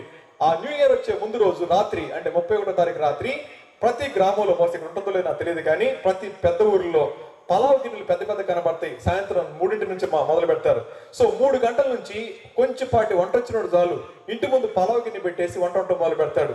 సో రెండోది, బేకరీ వాళ్ళు కేకులు కోసేసి పెద్ద పెద్ద పచ్చేస్తుంటారు. స్వీట్ షాప్ వాళ్ళు స్వీట్లు వండేసి రోడ్డు మీద పెట్టేస్తారు. ఎందుకంటే మానవుడికి అది కావాలా. నేను అనుకుంటాను, కొత్త సంవత్సరం వస్తే లడ్డూలు తినాలా, కొత్త సంవత్సరం వస్తే కేకులు కోసుకోవాలా, కొత్త సంవత్సరం వస్తే పలావ్ తినాలా, రోజు తింటానే ఉన్నాం కదా. కానీ మానవుడు ఎన్నిసార్లు తిన్నా కానీ తృప్తి తెలియదు. ఎందుకంటే మన కోరిక అది కాబట్టి. మీరు అనుకోవచ్చేమో, సార్ మరి తినకుండా బతకమంటారని చెప్పి. నా ఉద్దేశం అది కాదు. తినడం మంచిది, తిండిపోతానం పాపం. అయితే మానవుడు వాటి కోసం పరిగెడతా ఉంటారు. కొంతమంది ఆదివారం కోసం శనివారం ఆలోచిస్తారు. ఏమ్మా రేపు ఆదివారం కదా, ఏం వండుకుందామని అడుగుతాడు భార్యని. ఆవిడ అంటది, ఏమండి దమ్ బిర్యానీ చేసుకుందామని అంటది. అయితే అంటాడు ఆయన, మటన్ చికెన్ అంటాడు. చికెన్ మటన్ అంటది, కొంచెం లెగ్ పీస్ కొట్టించండి, మీడియం ముక్క కొట్టించండి అని చెప్పి రాత్రి భార్య భర్త ఇద్దరు మాట్లాడుకుంటారు. పొద్దున్నే తెల్లవారకు ముందే షాప్ దగ్గరికి ఉంచుంటాడు. ఎందుకంటే మాంసం అయిపోద్దాం భయించారు. అలా వెళ్ళిపోయి తిండి మీద మనం మనసు పెడతా ఉంటాం. ఇది ఒక కోరిక. రెండో కోరిక అంటే తెలుసా అండి, పుట్టిన ప్రతి మనిషి కూడా సర్వైవల్ కోసం, మనుగడ కోసం పాకులాడుతూ ఉంటాడు. నేను ఎవరినైనా మోసం చేస్తాను, ఎలాగైనా జీవిస్తాను, లంచం తీసుకుంటాను, అక్రమంగా జీవిస్తాను, కానీ నేను పెద్దనైపోవాలా, నా కుటుంబం బాగుండాలా, నేను ఎంత మోసం చేసినా పర్వాలేదు కానీ నేను ఉన్నతమైన స్థానాలు ఉండాలని చెప్పి ఆశపడతా ఉంటారు. ప్రతి మనిషి కూడా అలా జీవిస్తూ ప్రతి రంగంలో కూడా స్వార్థాన్ని, అవినీతిని, మోసాన్ని, లంచాన్ని అనుభవిస్తూ నేను బతకాలని చెప్పి జీవిస్తా ఉన్నారు. జాగ్రత్త, అది ఎంత ప్రమాదమో చెప్తాను. ఇది రెండోది. మూడో కోరిక ఏంటో తెలుసా అండి, శరీరానికి వచ్చిన ప్రతి తుచ్చమైన కోరిక తీర్చుకుంటూ అక్రమ జీవితాన్ని జీవిస్తూ ఉంటారు మరికొంతమంది. చివరిగా అధికారం కోసం పాకులాడుతూ ఉంటారు. ఈ 4 రకాల కోరికలు మానవునికి జీవితాన్ని సతమతం చేస్తా ఉన్నాయి. అయితే ఇక్కడ కూర్చున్న మీ అందరితో ఇలా మాట్లాడతాను. పైన 3 కోరికలను పక్కన పెట్టేసి ఒక కోరిక గురించి మీతో మాట్లాడతాను. దాన్ని శారీరకమైన కోరికలు ఎంత ప్రమాదకరమైన మీకు చెప్తాను, జాగ్రత్త వినండి. ఇక్కడ కూర్చున్న వాళ్ళు చాలా మందికి సెల్ ఫోన్ తెలుసు, చాలా మందికి యూట్యూబ్ తెలుసు, ఫేస్బుక్ తెలుసు, ఇన్స్టాగ్రామ్ తెలుసు కదండి. అవి ఎంత ప్రమాదంగా ఉన్నాయో మీకు చెప్తాను. తల్లిదండ్రులైన జాగ్రత్త వినండి. ఈ మధ్య కాలంలో ఒక పాప 12వ తరగతి చదువుతుంది, అంటే ఇంటర్మీడియట్ సెకండ్ ఇయర్ చదువుతుంది. కడుపులు నొప్పి వచ్చింది ఆ పాపకి. వాళ్ళ అమ్మతో చెప్పింది, మమ్మీ నాకు కడుపులు నొప్పిగా ఉందని చెప్పి. మమ్మీ హాస్పిటల్ తీసుకెళ్ళింది. హాస్పిటల్కి వెళ్ళిన తర్వాత డాక్టర్ అన్నారు స్కాన్ చేయాలండి అని చెప్పి అన్నారు. సాయంత్రం అయిపోయింది కదా, రేపు వస్తామని చెప్పి వచ్చేసారు. మమ్మీ డ్యూటీకి వెళ్ళిపోయింది. అమ్మ మధ్యాహ్నం వస్తాను సెలవు పెట్టి నేను హాస్పిటల్ తీసుకెళ్తా అని చెప్పింది. సో ఆ పాప ఎందుకు కడుపునొప్పి వచ్చి తెలుసు అమ్మాయికి. ఆ అమ్మ డ్యూటీకి వెళ్ళిపోగానే యూట్యూబ్ తీసుకుంది, కూర్చొని అబార్షన్ చేసుకోవడం ఎట్లా అని యూట్యూబ్ ఆన్ చేసిందంట. ఆన్ చేసిన తర్వాత 5 మెథడ్స్ చెప్పారు. బయటికి వెళ్ళింది, షాప్ లో తెచ్చుకుంది. ఒంటరిగా ఇంట్లో కూర్చొని యూట్యూబ్ చూస్తే అబార్షన్ చేసుకుంది. అబార్షన్ చేసుకున్న తర్వాత పిండాన్ని తీసింది, కిటికీ నుంచి బయటపడేసింది. ఏం చేయాలో అర్థం కాక ఆ రక్తం కిటికీకి అయింది. దారిని పోయి వాళ్ళ పిండాన్ని చూశారు. పిండాన్ని చూసి అన్నారు, ఈ పిండం ఎక్కడి నుంచి వచ్చిందని చెప్పి చూస్తే కిటికీకి చార్లు అయిపోయినాయి. లోపలికి వచ్చి ఏమ్మా ఏంటి సంగతి అండి అంటే, ఎస్ నేనే పడేసా అంద పిల్ల. ఎందుకు ఇలా చేస్తామంటే నా జీవితం మీకెందుకు పొండింది. వాళ్ళ మమ్మీ డాడీ చెప్పారు. ఆ పిల్ల అంటుంది వాళ్ళ అమ్మ నాన్న అన్నారు, ఇది మా ఫ్యామిలీ విషయం, మీకెందుకు వెళ్ళిపోండి చెప్పన్నారు. దేవుడు అంటా ఉన్నాడు, మానవుని యొక్క జీవితం డిస్పోజల్ గ్లాస్ లాంటిది కాదు. అన్నం తిని పళ్ళు పడేసేయడానికి ఇది పేపర్ ప్లేట్ కాదు. దేవుడు అంటున్నాడు, నీ దేహం దేవుని యొక్క ఆలయం. దేవుని యొక్క ఆలయాన్ని పాడు చేస్తే దేవుడు చూస్తూ ఊరుకోలేడు. అలాంటి పరిస్థితుల్లో ఈ దినాన్న ప్రతి యవనస్తుడి యొక్క సమస్య, ప్రతి వ్యక్తి యొక్క సమస్య ఏంటో తెలుసా అండి? నమ్మిన వారిని మోసం చేయడం మన నైజమైపోతా ఉంది.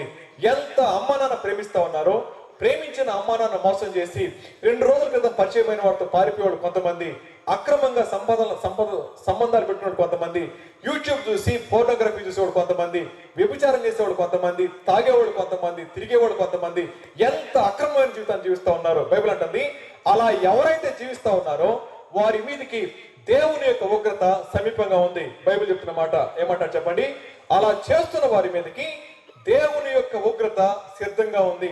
ఈ ప్రమాదం మానవుడికి అర్థం కావట్లేదు. మీరు అంటారు, సార్ నా జీవితం నా ఇష్టం సార్, నాకు నచ్చిన వాళ్ళతో తిరుగుతాను, నచ్చినట్లుగా చేస్తాను, మీరెవరు సార్ అడగండి అంటే అడగడానికి నేను ఎవరిని కాదు. కానీ దేవుడు నా సమస్య గురించి నాతో మాట్లాడినప్పుడు నాకు అర్థమైంది, ఆ సమస్యకు పరిష్కారం అని దేవుడికి నా జీవితాన్ని అప్పగించుకున్నాను.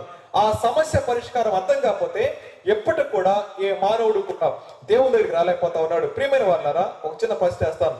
చాలా సేపటి నుంచి కూర్చున్నారు కదా, ఇక్కడ కూర్చున్న యవనస్తుల్ని పెద్దవాళ్ళందరూ అడుగుతాను, మీ అందరికీ అమ్మ నాన్న ఇష్టమేనా, మమ్మీ డాడీ అంటే ఇష్టమేనా? ఇష్టమైన వాళ్ళు ఒకసారి చేతులు ఎత్తండి. ఊరికి అమ్మ నాన్న అంటే ఎంతమందికి ఇష్టం? చేతులు ఎత్తారు. ఊరికి ఇష్టం లేని వాళ్ళు ఉంటారులేండి, కషాయ తల్లిదండ్రులు ఉంటే మనం ఏం చేస్తాం? Very good, thank you so much.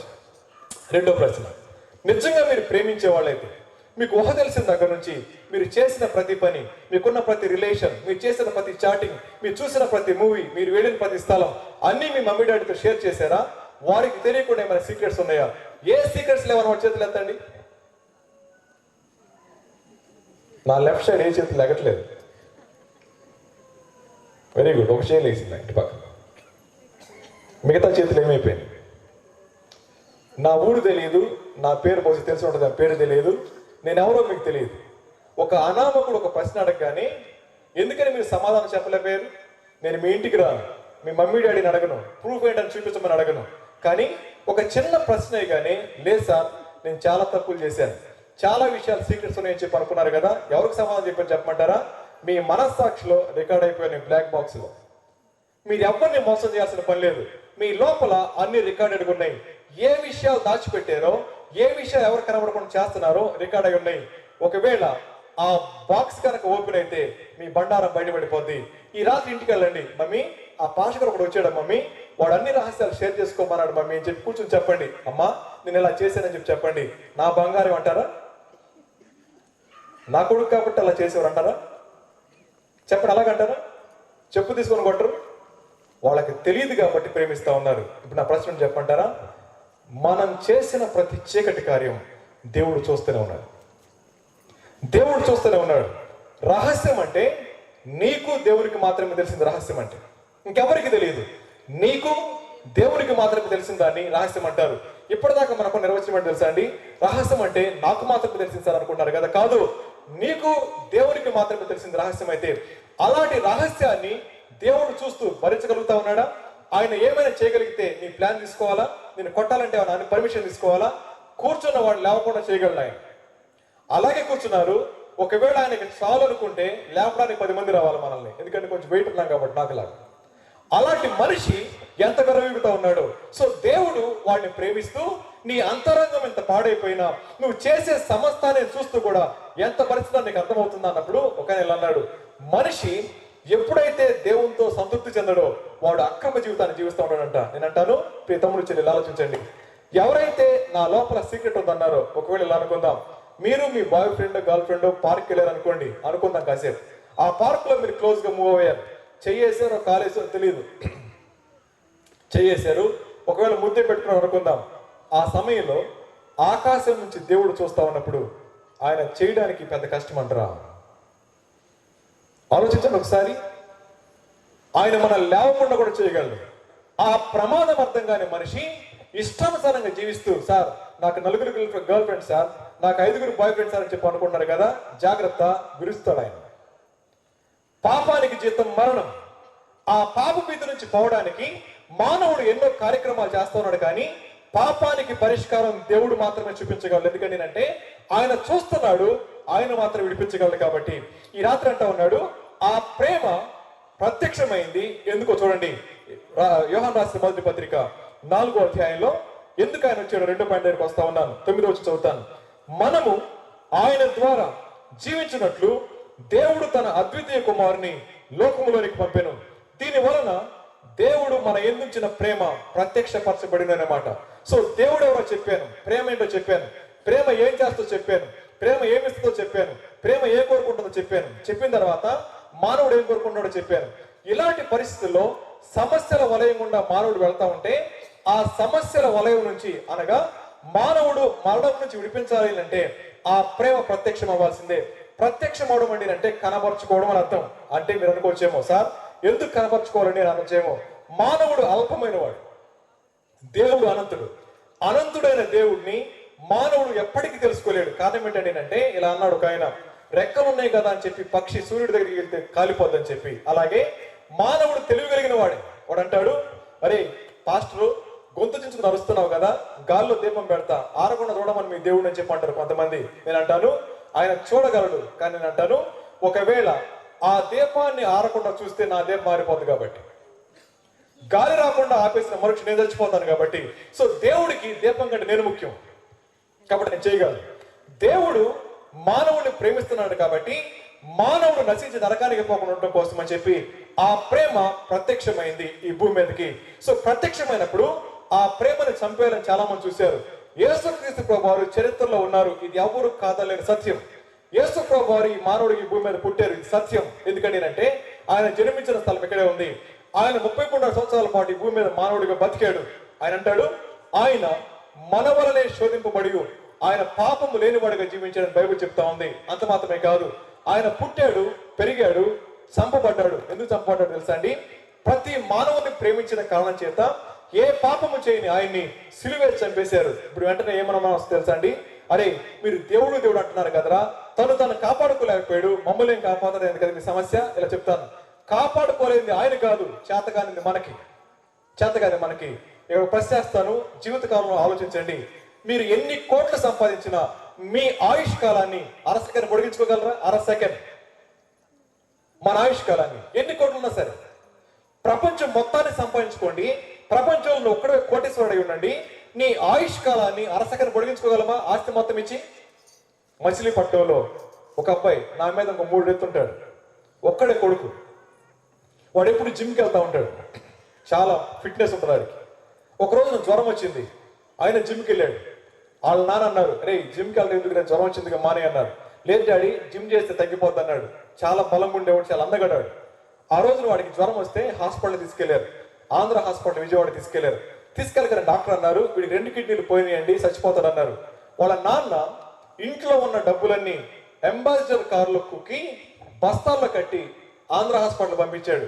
మీరు ఎన్ని డబ్బులు కావాలని అడగండి, డబ్బుల గురించి ఆలోచించొద్దు. ఒకవేళ ఏమైనా కిడ్నీలు ఇస్తామంటే కొనేసేయండి, కానీ ఆ కొడుకు బతకాలన్నారు. డాక్టర్స్ అన్నారు, అంత సులువు కాదండి, నువ్వు కోట్లు కాదు, నీ ఆస్తి కాదు, ఏమిచ్చినా కానీ నీ కొడుకు బతకడాన. కానీ కార్లు మొత్తం వెళ్ళిపోయి హాస్పిటల్ ముందున్నాయి, జరిగిన సత్యం ఇది. కానీ సాయంత్రానికి అవే కార్లు వాడి సేవ వెనకాల లైన్కి వచ్చినాయి.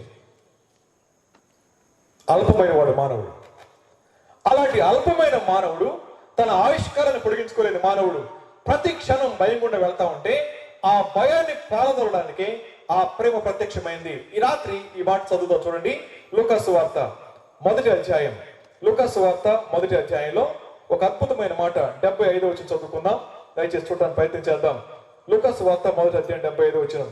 ఎందుకు ఈ లోకానికి వచ్చారండి అంటే ఇక్కడ రాయబడిన మాట 75వ వచనం చివరి భాగంలో, మనము శత్రువుల చేతి నుండి విడిపింపబడి మన జీవితకాలం అంతయు నిర్భయులమై ఆయన సన్నిధిని పరిశుద్ధముగాను నీతిగాను ఆయన సేవకు అనుగ్రహించుటకు ఈ రక్షణ కలుగు చేసెను. యేసు ప్రభు ఎందుకు ఈ లోకానికి వచ్చారో తెలుసా అండి? ప్రతి మనిషిని కూడా భయాలు వెంటాడుతూ ఉన్నాయి. ఇక్కడ కూర్చున్న మనందరికి కూడా 4 రకాల భయాలు ఉంటాయి. ఏంటో 4 రకాల భయాలు అంటే, మొదటిది ఓడిపోతానేమోనన్న భయం. సో రెండోది విడిచిపెట్టేస్తారేమోనన్న భయం. మూడోది నిరాశలో కూరుకుపోతానేమోనన్న భయం. 4వది మరణ భయం. ఈ 4 రకాల భయాలు చిన్న పిల్లలు మొదలుకొని పెద్దవాళ్ళ వరకు కొనసాగుతూనే ఉన్నాయి. ఒకసారి ఒక పెద్ద ఆవిడ ఫోన్ చేశారు. ఫోన్ చేసి అన్నారు, బాబు నా మనవరాలతో మాట్లాడతా ఉన్నారు. ఏమైందమ్మా అన్నాను. ఆ పాప 6వ తరగతి చదువుతుంది. 6వ తరగతి చదువుతున్న అమ్మాయి మెడకి ఉరేసుకుంది, కిటికీకి ఎలాడుతూ ఉంది. చివరి టైంలో వాళ్ళ నాన్నమ్మ చూసి ఆ తాడు తీసి కాసేపు మాట్లాడినారు. ఫోన్ ఇచ్చారు. నేను ఫోన్ తీసుకొని మాట్లాడుతూ ఉన్నాను. అమ్మా ఎలా ఉన్నావు అని అడిగాను. మాట్లాడింది. నువ్వు చాలా మంచిదానివి కదమ్మా అన్నాను. నీకెవరు చెప్పారు అంది. కాదమ్మా నీతో మాట్లాడితే అర్థమైందిరా అన్నాను. ఆ పిల్ల అంది, ఎందుకు చేశారు చెప్పండి అంకుల్ అంది. నేను అన్నాను ఇలాగా, అమ్మా నువ్వెందుకు ఆ పని చేసావు అనగానే ఆ పిల్ల ఏడుస్తూ ఇలా చెప్పింది, అంకుల్ మా ఇంట్లో నన్ను ఎవరు ప్రేమించరు. అమ్మ తిట్టుద్ది, నాన్న తిడతాడు, తాత తిడతాడు, అమ్మమ్మ తిడుతుంది, స్కూల్కి వెళ్తే పేరెంట్స్ టీచర్స్ తిడతారు, ఎందుకు బతకాలి నేనని చెప్పి ఊడేసుకుని చావడానికి ఇష్టపడింది. కానీ మరి తెలుసా అండి, ఆ అమ్మాయి లోపల డిస్పైర్ ఉంది, నిరాశ ఉంది. ఎవరు ప్రేమించట్లేదు కాబట్టి ఎందుకు నేను బతకాలని చెప్పి ఆ నిరాశతో కూడిన భయం ఆ అమ్మాయిని ఆవరించిన కారణం చేత ఆ చిన్న పిల్ల కిటికీకి ఊరేసుకుని చావడానికి ఇష్టపడింది. ఆలోచించండి, 3వ తరగతి పాప, నమ్ముతారా? చేతి మీద బ్లేడ్ పెట్టి కోసుకుంది. కారణం ఏంటో తెలుసా అండి, నా కూతురే చెప్పింది, డాడీ మేము వాష్రూమ్కి వెళ్ళాం. 3వ తరగతిలో చెప్పిన మాట. వాష్రూమ్కి వెళ్ళగానే నా ఫ్రెండ్ బ్లేడ్ తీసుకుంది, చేతి మీద ఇక్కడ కోసుకుంది డాడీ అంది. ఎందుకు కోసుకుందమ్మా అన్నాను. ఆ పాప అంటుంది, మా కూతురు అంటుంది, డాడీ వాళ్ళ మమ్మీ చచ్చిపోతుందంటే డాడీ నేను కూడా మా మమ్మీ దగ్గరికి వెళ్ళిపోతానని చెప్పి చేకూసుకుందంట ఆ పిల్ల, 3వ తరగతి పాప. సో ప్రతి వ్యక్తిని కూడా 4 రకాల భయాలు వెంటాడుతూ ఉన్నాయి. ఈ రాత్రి ఇక్కడ కూర్చున్న మనలో కూడా చాలా మందికి ఏ భయం ఉందో నాకు తెలియదు, కానీ మరణ భయం ప్రతి మనిషిని వెంటాడుతూ ఉంది. ఒకవేళ ఆ భయమే మన జీవితాలను వెంటాడుతూ ఉంటే ఆ ప్రేమ ప్రత్యక్షమే అంటా ఉంది. మానవుని యొక్క సమస్య ఏదైతే దానికి పరిష్కారం ఇవ్వడానికి యేసు ప్రభు యొక్క ప్రేమ ప్రత్యక్షమైంది ఆయన అంటా ఉన్నాడు. ఒకవేళ మరణ భయమే మన జీవితాలను వెంటాడుతూ ఉంటే ఆ మరణాన్ని గెలిచి తిరిగి లేసిన యేసయ్య ద్వారా తప్ప ఇంకెప్పటికీ కూడా ఆ మరణ భయం పోదు. ఎందుకంటే ఆ భయం మన జీవితాల్ని బతికేస్తుంది కాబట్టి. ఏంటి ఆ భయం చెప్పండి? దేవుని యొక్క భయం. ఇలాగే నేను సహోదరుడు మేమందరం కలిసి ఒరిస్సా రాష్ట్రానికి వెళ్తా ఉంటాం. సో ఒరిస్సాలో ఒక మారుమూల ప్రాంతానికి వెళ్ళినప్పుడు ఆ మారుమూల ప్రాంతంలో ఇలా అడిగాం, అరే ఇక్కడ ఎలా ప్రాంతం జరుగుతున్నాయి అని అడిగితే ఒక ఆయన అన్నాడు, సార్ ఈ ఊర్లో ఒకడు ఉన్నాడు సార్, వాడు చచ్చిపోతే మేము అందరూ సంతోషంగా ఉంటాం సార్. వాడు ప్రార్థన పెట్టుకునేడండి, అందరినీ కొడతాడండి, ఈ చర్చి పాస్టర్ గారిని కొట్టాడు, ఆ చర్చి తగలబెట్టడానికి ఇష్టపడ్డాడు, ఈ చర్చిని గొడవతో నరికేశాడు సార్ అని చెప్పి అన్నాడు. చెప్పిన తర్వాత ఏ ఊర్లో ఉంటాడని అడిగిన తర్వాత వెళ్ళాం. నేను ఇంకొక అన్న కలిసి వెళ్ళిన తర్వాత ఒక చిన్న పిల్లాడిని పంపించి వాడి పేరు చెప్పారు, పిలిపించాం. అరే ఒకసారి రమ్మని చెప్పి రమ్మంటే వచ్చాడు. బన్నీ వేసుకున్నాడు, ఎంతున్నాడు, నా చంకలో పెట్టుకుంటే చిన్న పిల్లాడిలాగా ఉన్నాడు, కానీ పట్టుకుంటే రాయిలాగా ఉన్నాడు శరీరం. రాగానే అడిగాను, కూర్చో బాబు అన్నం తిందామన్నాను. కూర్చున్నాడు. తినిన తర్వాత యేసు ప్రభు గురించి చెప్పడం మొదలుపెట్టాను. చెప్పాను, యేసు ప్రభు నమ్ముకుంటాం అన్నాను. వాడు లేచి నిలబడి అన్నాడు, మీరు నమ్మిన సిద్ధాంతం వేరు, నేను నమ్మిన సిద్ధాంతం వేరు. మీరు చెప్పగానే నమ్ముకోవడానికి అంత తెలివి తక్కువ కాదు, లేచి వెళ్ళిపోండి అన్నాడు. అయిన తర్వాత లేచి వెళ్ళిపోయాం. కరెక్ట్గా 1 monthకి మళ్ళీ వెళ్ళిన తర్వాత వాడే వచ్చాడు, కూర్చుని అన్నాడు, సార్ నేను యేసు ప్రభు నమ్ముకుంటాను సార్ అన్నాడు. ఎందుకు నమ్ముకుంటారు అన్నాను. వాడు అన్నాడు, సార్ నేను 8 మందిని చంపాను సార్, 8 మంది పేకల కోసం చంపాను. వాళ్ళలో నా అన్న కొడుకుని కూడా చంపాను. నా అన్న కొడుకుని పేక కోస్తా ఉన్నప్పుడు అన్నయ్య నన్ను చంపొద్దురా అంటే వాడు పేక మీద కాలేసి కత్తితో కోసి వాడు తలకాయ తీసుకెళ్లి ఆ లోయలో పడేసాను సార్. ఆ రోజున కూడా నాకు భయం లేదు. నాకు పెళ్ళయింది, 5 పిల్లలు పుట్టారు, సెంట్రల్ జైలుకి వెళ్ళి వచ్చాను. నన్ను పోలీసులు కొట్టారు, నన్ను పట్టుకోవడానికి 67 మంది పోలీసులు వచ్చారు. అర్ధరాత్రి వచ్చి తీసుకెళ్లిపోయారు. ఆ తర్వాత నేను జైలు నుంచి బయటకు వచ్చాను. వచ్చిన తర్వాత నన్ను మరణ భయం వెంటాడుతోంది సార్, నిద్రపోయి చాలా కాలం అయింది సార్. అయితే నా లోపల ఎందుకు తప్పు చేశాననే భావన వస్తా ఉంది, కానీ ఎలా బయటికి రావాలో తెలియలేదు. కానీ నేను చేసిన పాపాలను వెంటాడుతా ఉన్నాయి, నన్ను మరణ భయం వెంటాడుతా ఉంది. ఆ పరిస్థితుల్లో నేను నిద్రపోయి చాలా కాలం అయింది. ఆ టైంలో మీరు వచ్చి మాట్లాడారు సార్ అన్నాడు. సార్ ఏంటి సంగతి చెప్పన్నాను. వాడు అన్నాడు, నాకు యేసు ప్రభు కావాలి సార్ అన్నాడు. నేను అన్నాను, అరే యేసు ప్రభు కావాలన్నావు కదా, ఎందుకు అని చెప్పంటాడు అన్నాడు. సార్ మీరు చెప్పారు యేసు ప్రభు మాలాంటి వాళ్ళ కోసం వచ్చారని చెప్పన్నారు కదా, అంటే మనలాంటి వాళ్ళు అని చెప్పన్నాను. మాలాంటి కాదు, మనలాంటి వాడు. ఎవరైతే పాపాల చేత పట్టబడి పరిష్కారం ఏంటో అర్థం కాక సతమతమవుతున్న మానవాడు విడిపించడానికి యేసయ్య ఈ లోకానికి వచ్చాడు అని చెప్పాను. అవునురా అని చెప్పన్నా. రెండో మాట అన్నాను, ఆయన నమ్ముకుంటే మరణ భయం పోతున్నారు కదా సార్ అంటే, నమ్ముకోవడం కాదురా, నువ్వు చేసిన తప్పును విడిచిపెట్టి యేసయ్య మంచిగా బతకడం నా చేత కావట్లేదు, నా జీవితంలో మోసం ఉంది, నా జీవితంలో పాపం ఉంది, ఇది విడిచిపెడుతున్నాను, మంచిగా బతకడానికి సహాయం చేయండి అని అడిగితే ఆయన తప్పకుండా సహాయం చేస్తారంటే నేను అలా చేసుకుంటాను సార్ అని చెప్పి అన్నాడు. మూడవదిగా అన్నాను, అరే మరి మరణ భయం ఏంట్రా అంటే, సార్ నాకు ఆ భయం పోయింది సార్ అన్నాడు. అనిన తర్వాత సరే ఆ ఊరికి వెళ్ళాం, పదరా వాక్యం చెప్దాం అన్నాను. సో వెళ్తా ఉన్నప్పుడు అన్నాను, అరే ఆ ఊర్లో కొన్ని చంపేవు కదా నువ్వు, ఒకవేళ ఆ గ్రామానికి వస్తే నేను చంపేస్తానేమో అంటే, సార్ ఒకప్పుడు భయపడ్డాను సార్ నేను, ఇప్పుడు చచ్చిపోతే నేను పరలోకానికి వెళ్ళిపోతాను సార్, పదండి వెళ్ళిపోదాం అన్నాడు. ఎందుకు ఈ మాట చెప్పేది తెలుసా అండి? ఒక అనామకుడు, అనాగరికుడు 8 మందిని చంపినటువంటి వాడు యేసు ప్రభు గురించి వినిందని అంటున్నాడు, నాకు మరణ భయం పోయింది సార్ అని చెప్పి అన్నాడు. ఎందుకు తెలుసా అండి? ఆయన మాత్రమే మరణాన్ని గెలిచి తిరిగి లేచాడు, ఆయన ద్వారా తప్ప ఏ వ్యక్తి పరలోకానికి పోడు అని బైబిల్ చెప్తా ఉంది. మీరు ఎప్పటికి కాదు చచ్చిపోయేలా ఆలోచించండి. యేసు ప్రభు తప్ప పరలోక రాజ్యానికి మార్గం లేదు. మీరు ఎన్ని చోట్లకి వెళ్ళండి, ఎన్ని కార్యాలు చేయండి, ఎంతగా బతకండి, ఎంత నీతిగా బతకండి, జాగ్రత్త, యేసు ప్రభునందు విశ్వాసం పంచకుండా ఒక వ్యక్తి పరలోకానికి వెళ్ళడం సాధ్యం కాదు అనే విషయాన్ని బతుకుతా ఉన్నాడు. వాడి పిల్లలకు కూడా చర్చికి తీసుకొస్తా ఉన్నాడు. అంటున్నాడు, నాకు చాలు సార్ ఈ జీవితం, ఇంకా నాకు చాలు సార్. ఆ ప్రేమ ప్రత్యక్షమైంది మానవుని యొక్క సమస్యకి పరిష్కారం ఇవ్వడానికి. ఈ రాత్రి ఈ గ్రామంలో కూర్చున్న మా అందరితో కూడా ఆ ప్రేమ అంటా ఉంది, ఒకవేళ నీవే గనక ఎటువంటి భయం కూడా వెళ్తా ఉన్నా నిర్భయంగా జీవించాలి అంటే యేసు ప్రభుకి మన హృదయంలో స్థానం ఇవ్వాల్సిందే. యేసు ప్రభుకి హృదయంలో స్థానం ఇచ్చి చెడిపోయిన వాడు ఎవడు లేడు. ఆ ప్రేమ ప్రత్యక్షమైంది నశించి నరకానికి పోతున్న మానవాడికి పరలోక రాజ్యంలో స్థానం ఇవ్వడానికి. ఆ ప్రేమ ప్రత్యక్షమైంది ఎలా మంచిగా బతకాలో తెలియని మానవాడికి మంచిగా బతకడం ఏంటో నేర్పించడానికి. ఈ రాత్రి ఈ మాటలు చెప్తా ఉన్నప్పుడు ధైర్యంగా చెప్పగలను, యేసుక్రీస్తు ప్రభువారిని ఎవరైతే లోపలికి ఆహ్వానిస్తారో వారి జీవితం మారుతుంది, మాటలు కాదు మారేది. వాడి అబ్బాయి పేరు రవి, వాడు గంజాయి పండిస్తూ ఉంటారు అదే ఒరిస్సా ప్రాంతంలో. ఒక రోజున గంజాయి పండించడం వల్ల వచ్చే నష్టాలేంటో వాక్యంతో మాట్లాడుతూ చెప్తా ఉన్నాను. వాడు కూర్చుని కూలంకషంగా విన్నాడు. వినిన తర్వాత 4 గంటల కొండల్లో నడిచి వెళ్ళాలి, ఇంటికి వెళ్ళిపోయాడు. అప్పటికే పంట పైరుకు వచ్చింది, గంజాయి పంట. వెళ్ళిపోయాడు, మొక్కలు పీకేస్తున్నాడు. గ్రామస్తులు అన్నారు, రే ఏంద్ర పిచ్చి పట్టింది ఏంట్రా, మొక్కలు పీకేస్తావు ఏంటంటే వాడు అన్నాడు, ఇది నష్టం కలిగిస్తుందంట, నాకు తెలియదు, మనం తాగం కాబట్టి పెంచుతాం కదా, మనకు డబ్బులు వస్తాయి, కానీ ఇది తాగి కుటుంబాలు పాడైపోతున్నాయి అంట, కుటుంబాల్లో చిచ్చులు వస్తాయి అంట, చాలా మంది చచ్చిపోతారంట, భాస్కర్ రావు చెప్పారని చెప్పి అన్నాడు. అని వాడు చెప్పిన మాట వినకుండా వాడు అన్నారు, రే ఈ పంట అమ్మేసుకో, డబ్బులు తీసుకో, ఇక పంట అవుతుంది అన్నారు. వాడు అన్నాడు, లేదు ఇది కాల్ చేస్తానని చెప్పి మొత్తాన్ని కాల్ చేశాడు. కాల్ చేసిన తర్వాత టమాటా కాయలు వంకాయ మొక్కలు వేసుకొని వాడు బతుకుతా ఉన్నాడు. తర్వాత అడిగాను, రవి గతంలో నీకు లక్షలు వచ్చాయి కదరా, ఈ రోజు నీకు డబ్బులు ఎంత వస్తున్నాయి అంటే అంటాడు, సార్ ఇక్కడ నుంచి ఒక గంట నడిచి వెళ్తే ఒక 10 రూపాయలు వస్తాయి సార్, ఈ పక్కకి వెళ్తే ఒక రెండు ఊర్లు దాటిన తర్వాత వెళ్తే సార్ ఒక 20 రూపాయలు వస్తాయి సార్, అయినా సరిపోతున్నాయి సార్ అన్నాడు. 1,00,000 రూపాయలు ఎక్కడ, 20 రూపాయలు ఎక్కడ, ఎలా బతుకుతున్నారంటే అంటాడు, నా దేవుడు నాతో ఉన్నాడు సార్, నా దేవుడు నాతో ఉన్నాడు సార్. ఈ సత్యం ఒక వ్యక్తిని మార్చిన తర్వాత, ఒక వ్యక్తిని వెలిగించిన తర్వాత వాడు జీవించే జీవితం అనేక మందికి దీవెనకరంగా ఉంటుంది. ఆ ప్రేమ ఎందుకు ప్రత్యక్షమైంది అంటే, ఈ పాపిష్టి లోకంలో పతనమైపోయిన జీవితాన్ని ఎలా బాగు చేసుకోవాలో, ఎలా మంచిగా బతకాలో, ఎలా అనేక మందికి దీవెనకరంగా ఉండాలో, ఈ లోకాన్ని ఎప్పుడు విడిచిపెట్టినా పరలోకానికి వెళ్ళాలి అంటే ఏది మార్గమో చెప్పడానికి యేసుక్రీస్తు ప్రభు వారి లోకానికి వచ్చారు. ఒకవేళ ఈ రాత్రి మాటలు వింటున్నప్పుడు మీకు కోపం రావచ్చేమో, ఈ మాటలు వింటున్నప్పుడు మాది కాదా అనుకోవచ్చేమో, గుర్తుపెట్టుకోండి, సత్యం ఒక్కటే, సత్యం ఒక్కటే, సత్యం మారదు, మనం మారాల్సిందే. సూర్యుడు ఇటు పక్కన ఉదయిస్తాడు, అటు పక్కన అస్తమిస్తాడు అనుకుంటాం, కానీ సూర్యుడు ఎక్కడికి కదలడు, అది మన భూమి కదులుతా ఉంది. ఒకవేళ మీరు భూమి కదులుతుంటే నమ్మరు, కానీ సూర్యుడు కదులుతుంటే నమ్ముతున్నారు కదా. గుర్తుపెట్టుకోండి, సత్యం మారదు, మనం మారాల్సిందే.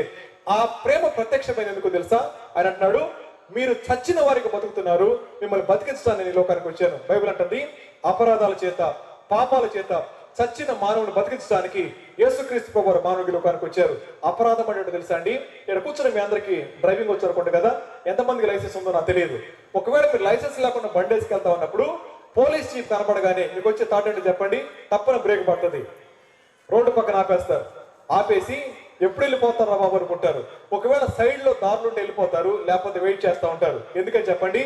వాడికి దొరికితే ఫైన్ వేస్తారు కాబట్టి మనం వెళ్ళడానికి ఇష్టపడం. దాన్ని ఏమంటామంటే అపరాధం అని చెప్పంటాం.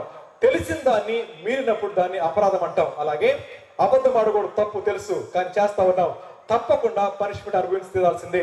అందుకని మానవుడికి సమస్యలు ఎందుకు వచ్చినాయి? అది కదా మన ప్రశ్న. దేవుడు మంచివాడైతే సమస్యలు ఎందుకు వచ్చినాయి? మానవుడు సత్యమేంటో తెలిసి ఆ సత్యాన్ని అనుసరించి జీవించలేని కారణం చేత మానవుడు దేవుని యొక్క మాటకు అవిధేయత చూపించి కోరి తెచ్చుకున్న సమస్యని పాపం అని బైబిల్ చెప్తా ఉంది. ఆజ్ఞను అతిక్రమించడాన్ని బట్టి, దేవుని మాట వినకపోవడాన్ని బట్టి మానవుడి స్థితిలో సమస్యలు వచ్చినాయి. ఆ సమస్యకి పరిష్కారంగా దేవుడే మానవుడికి వచ్చాడు. చివరికి మాట చెప్పి నేను ముగించేస్తాను. చూడండి, యోహాను రాసిన మొదటి పత్రిక 4వ అధ్యాయం 10వ వచనం చదువుకుందాం. మనము దేవుని ప్రేమించడమని కాదు, తానే మనలను ప్రేమించి మన పాపములకు ప్రాయశ్చిత్తమైనటకు తన కుమారుని పంపెను. ఇందులో ప్రేమ ఉన్నది. దీన్ని ఇలా చదువుకుంటాను, నేను చదవండి. మనము అన్న దగ్గర నా పేరు రాసి చదువుకుంటాను, సరే వినండి, బాగుంటది. రాజేష్ దేవుణ్ణి ప్రేమించాడని కాదు, తానే రాజేష్ ని ప్రేమించి రాజేష్ పాపములకు ప్రాయశ్చిత్తమైనటకు తన కుమారుని పంపెను. ఇందులో ప్రేమ ఉంది. ఎంత అద్భుతమైన మాట. నేను దేవుణ్ణి ప్రేమించలేదు, మీ ముందు నిలబడి నేను ఒకవేళ యేసు ప్రభు ప్రేమ నాకు అర్థం కాకపోతే, యేసు ప్రభు నా జీవితాన్ని వెలిగించుండకపోతే నన్ను మర్డర్ చేసి చంపేసేవాడు, ఇప్పటికి చంపేసి చచ్చిపోయి ఉండేవాడు, లేదా జైల్లో ఉన్నటువంటి వాడిని. అలాంటి నా తుచ్చమైన జీవితాన్ని ఆయన ప్రేమించాడు. నేను దేవుణ్ణి ప్రేమించలేదు, ఆయన నన్ను ప్రేమించాడు. ఈ రాత్రి ఈ గ్రామంలో ఎందరైతే ఈ మాట వింటా ఉన్నారో, దేవుడు మనల్ని ప్రేమించాడు కాబట్టి, ఆయన న్యాయవంతుడు, పక్షపాతం లేనివాడు, ఆయన అందరికి ఉపకారి కాబట్టి, యేసుక్రీస్తు అందరికి ప్రభు కాబట్టి ఈ రాత్రి అంటున్నాడు ఆయన, మీరు నశించిపోకూడదు, మీరు సత్యాన్ని తెలుసుకోవాలి. ఆ సత్యం మీ మధ్య ప్రకటించబడుతున్నప్పుడు సత్యాన్ని స్వీకరిస్తే మన క్షేమం చెప్పి అన్నాడు. సో దేవుణ్ణి ప్రేమించమని కాదు, ఆయన నన్ను ప్రేమించాడు. ఎందుకు తెలుసా అండి? నా పాపం నన్ను నరకానికి తీసుకువెళ్తా ఉంటే ఆ పాప శిక్ష ఆయన మీద వేసుకొని నాకు రావాల్సిన పనిష్మెంట్ ఆయన తీసుకొని నన్ను పక్కన పెట్టాడు. ప్రాయశ్చిత్తం అంటే అర్థమేంటో చెప్పమంటారా? ఇక్కడ కూర్చున్న పేరెంట్స్ చాలా మంది ఉన్నారు. మీ పిల్లలు చదువుకుంటా ఉన్నప్పుడు ఫీజు మీరు కడతారు కదా, ఇలానండి పిల్లల దగ్గరికి వెళ్ళి, రై మీరు చదువుకుంటున్నారు కదా, ఫీజు మీరే కట్టుకోండి అని చెప్పానండి. వాళ్ళు ఏమంటారు తెలుసా? అంతకాడికి ఎందుకు కన్నావు అంటారు. నువ్వు కన్నావు కాబట్టి ఫీజు కట్టాల్సిందని చెప్పంటారు. దేవుడు అంటున్నాడు, మానవులందరినీ నా స్వరూపంలో చేసుకున్నాను, నా కోసం చేసుకున్నాను. నా కోసం చేసుకున్నటువంటి మానవుడు నా ప్రేమేంటో అర్థం కాక నశించి నరకానికి పోతా ఉంటే చూస్తూ ఊరుకోలేక దేవుడే మానవుడిగా వచ్చి మానవునికి రావాల్సిన శిక్ష ఆయన భరించి ఆయన కలువరి శిలువలో ప్రాణం పెట్టి తిరిగి లేచి తిరిగి మన రాబోతా ఉన్నాడు. ఆయన అన్నాడు, నా మాట విని నా యందు విశ్వాసం ఉంచి ఎవడైతే యేసయ్య నాకు కావాలని అడుగుతారో వారి జీవితాలు వెలిగించడానికి ఇష్టపడుతుందని చెప్పి అంటా ఉన్నాడు. ఈ రాత్రి ప్రాయశ్చిత్తం అంటే చెప్పాను కదండి, నేను చెల్లించాల్సిన వేళ ఆయన చెల్లించడం అని చెప్పి. అయితే చివరికి ఈ మాట చెప్పనివ్వండి, చాలా మంది ఆడపిల్లలు మగపిల్లలు ప్రేమించుకునేటప్పుడు ఒక పువ్వు ఇస్తారు. ఏ పువ్వు అమ్మది? అమ్మా గులాబీ పువ్వు ఇస్తారు కదా. ఏ రంగు పువ్వు ఇస్తారో పోనీలేండి, నువ్వే ఇచ్చేవారు అప్పుడు. రెడ్ రోజు ఇస్తారంటాడు. తెల్ల రోజు పనికిరాదా? తెల్ల రోజు పనికిరాదు. రైట్, ఇచ్చిన తర్వాత ఇచ్చే ముందు ఎలా ఉంటారు చెప్పండి? పోస్టర్ ఎలా ఉంటుంది? పోస్టర్ అంటే భంగిమ ఎలా ఉంటుంది? వీళ్ళు ఇచ్చేస్తారా? ఎలా ఇస్తారమ్మా? కొంచెం మోకాళ్ళు వేసి ఐ లవ్ యూ అని చెప్పిస్తారు కదా.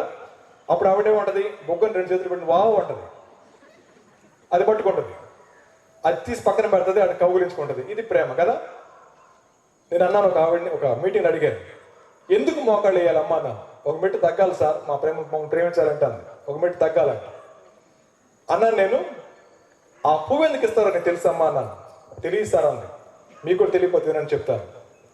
వాడి లోపల ఒక ఆలోచన ఉంది, ఏంటో చెప్తాను. నన్ను అంగీకరించిన మరుక్షణమే మాడిపోయిన కాడ వాడిపోయిన పువ్వుని చేతిలో పెడుతున్నాను కదా, అది నీ జీవితం అయిపోద్దని. మాడిపోయింది ఆ కాడ, ఇప్పుడు కోసారో తెలియదు, సాయంత్రాన్ని వాడిపోతా పువ్వు. నన్ను అంగీకరించిన మరుక్షణమే నీ జీవితంలో అయిపోబోతుందని చెప్పి నీ చేతులు పెట్టి నిన్ను లోపరుచుకుంటా ఉన్నాడు. ఒక మాడిపోయిన కాడతో వాడిపోయిన పువ్వు ఇస్తేనే నీ విలువైన జీవితాన్ని ఇచ్చేస్తా ఉన్నావే.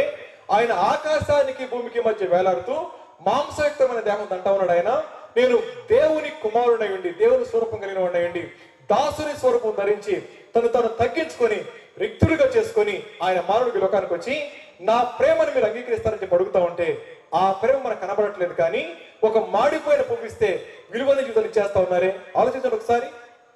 ఆయన అంటా ఉన్నాడు, నా తల మీద పెట్టిన ముళ్ళ కిరీటం మీ ఆలోచనలకు వచ్చేటువంటి శిక్ష, అది నా చేతుల్లో కొట్టిన శీలలు మీ చేతులతో చేసిన పాపానికి శిక్ష. నా దేహం మాంసయుక్తం అవడం కారణం ఏంటో తెలుసా అండి? పాపం చేత దొర్లింది మనం, శిక్ష వచ్చింది ఆయనకి. కాళ్ళతో పరిగెత్తింది మనం, శీలలు కొట్టింది ఆయనకి. పక్కలో బలం పెట్టి పొచ్చింది ఆయన్ని, గుండెతో ప్రేమించింది మనం. ఇలాంటి దారుణమైన జీవితాన్ని మనం జీవిస్తా ఉన్నప్పుడు అన్యాయంగా ఆయన శిక్ష పడి ఆయన మౌనంగా భరించి అంటా ఉన్నాడు, నా ప్రేమ బలవంతం చేయదు, బతిములాడుతుంది అని చెప్పి ఆకాశానికి భూమికి మధ్య వేలాడుతూ ఆ ప్రత్యక్షమైన ప్రేమ అంటా ఉంది. నీ కోసం ప్రాయశ్చిత్తం చేసిన నేను నీ అంగీకారం కోసం ఎదురు చూస్తా ఉన్నానని చెప్పి ఆయన మాట్లాడుతూ ఉన్నప్పుడు ఆ ప్రేమని ఎవరైతే లోపలికి ఆహ్వానిస్తారో వారు చెప్పగలరు హ్యాపీ క్రిస్మస్ అని చెప్పి. ఆ ప్రేమను ఎవరైతే అంగీకరిస్తారో వారు చెప్పగలరు నేను నిజమైన ఆనందంగా ఉన్నానని చెప్పి. ఆ ప్రేమ నిరాకరించే వాడు ఎవడు కూడా హ్యాపీ క్రిస్మస్ అని చెప్పలేరు. ఈ రాత్రి ఆ ప్రేమ మనకు కావాలని అంటే మీరు ఎక్కడి వారైనా, ఎలాంటి వారైనా, చదివాం కదా, మనము దేవుణ్ణి ప్రేమించామని కాదు, ఆయనే మనల్ని ప్రేమిస్తా ఉన్నాడు.